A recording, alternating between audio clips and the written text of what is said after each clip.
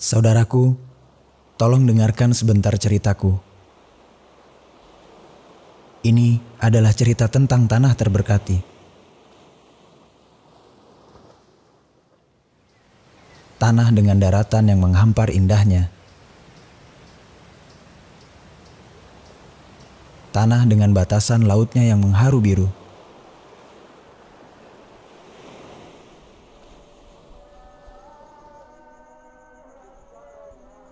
Tanah yang syarat dengan rumah Sang Pencipta.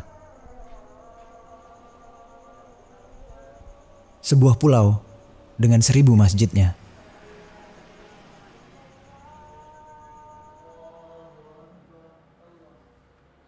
Sebaik-baik tempat di muka bumi ini ialah masjid. Inilah rumah Allah yang Allah berkati. Tempat seorang hamba memurnikan ibadahnya kepada Allah Azza wa Jalla. Sejatinya, dari masjidlah titik pangkal penyebaran kalimat tauhid dan pemurnian ibadah hanya untuknya Jalla Jalalahu. Allah Azza wa Jalla memuliakan masjidnya dengan tauhid. Simaklah wahai saudaraku firman Rabbul Izzati dalam surat Al-Jin ayat 18. وَأَنَّ الْمَسَاجِدَ لِلَّهِ فَلَا تَدْعُوا مَعَ اللَّهِ أَحَدًا. Rasulullah Shallallahu Alaihi Wasallam menerangkan bahwa inilah tempat yang paling diberkati dan dirahmati Allah dalam hadisnya.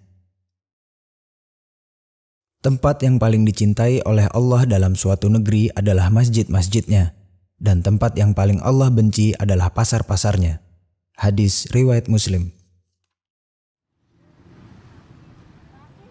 Begitu agungnya masjid, sehingga Allah menjanjikan siapa saja yang membangun masjid akan dibangunkannya rumah di surga. Dari Utsman bin Affan radhiyallahu anhu, dia berkata, aku mendengar Rasulullah Shallallahu Alaihi Wasallam bersabda, barang siapa yang membangun masjid ikhlas karena Allah, maka Allah akan membangunkan baginya yang serupa dengannya di surga. Hadis riwayat Muslim. Janji Allah bagi orang yang membangun masjid sangat luar biasa. Inilah yang membuat banyak manusia kini begitu semangat dalam membangun masjid. Ribuan masjid dibangun, mereka membuatnya indah dan megah.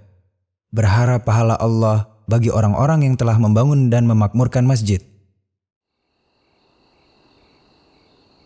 Namun saudaraku, aku memiliki sebuah kisah sedih di balik bangunan-bangunan masjid yang megah ini. Bagaimana tidak?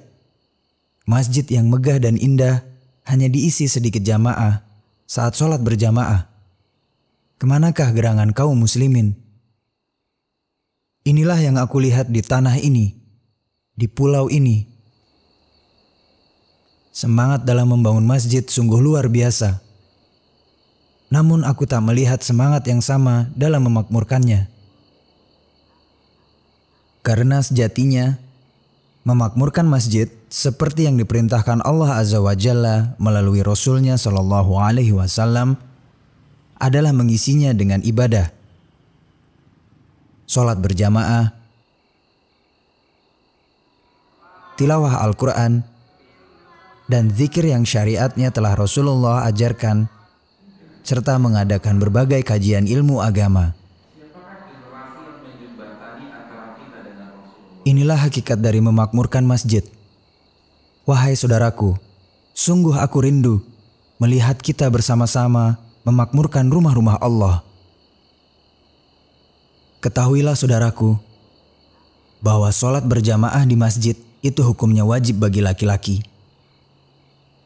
Dari Abu Hurairah radhiyallahu anhu, dia berkata, Rasulullah Shallallahu Alaihi Wasallam bersabda, sholat yang dirasakan paling berat bagi orang-orang munafik adalah sholat isya dan sholat subuh. Sekiranya mereka mengetahui keutamaannya, niscaya mereka akan mendatanginya sekalipun dengan merangkak. Sungguh, aku berkeinginan untuk menyuruh seseorang sehingga sholat didirikan.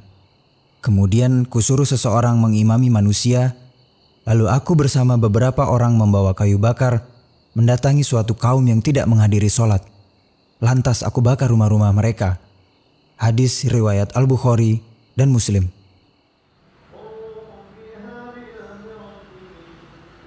Bahkan orang buta sekalipun diwajibkan untuk sholat berjamaah di masjid.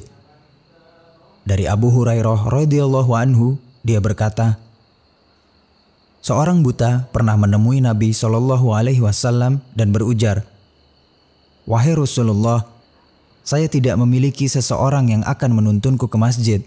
Lalu dia meminta keringanan kepada Rasulullah SAW untuk sholat di rumah. Maka beliau pun memberikan keringanan kepadanya. Ketika orang itu beranjak pulang, beliau kembali bertanya, "Apakah engkau mendengar panggilan sholat?" Laki-laki itu menjawab, "Iya." Beliau bersabda, "Penuhilah seruan tersebut." Hadis riwayat Muslim. Rasulullah SAW bersabda, sholat berjamaah itu lebih utama daripada sholat sendirian dengan 27 derajat. Hadis riwayat Bukhari.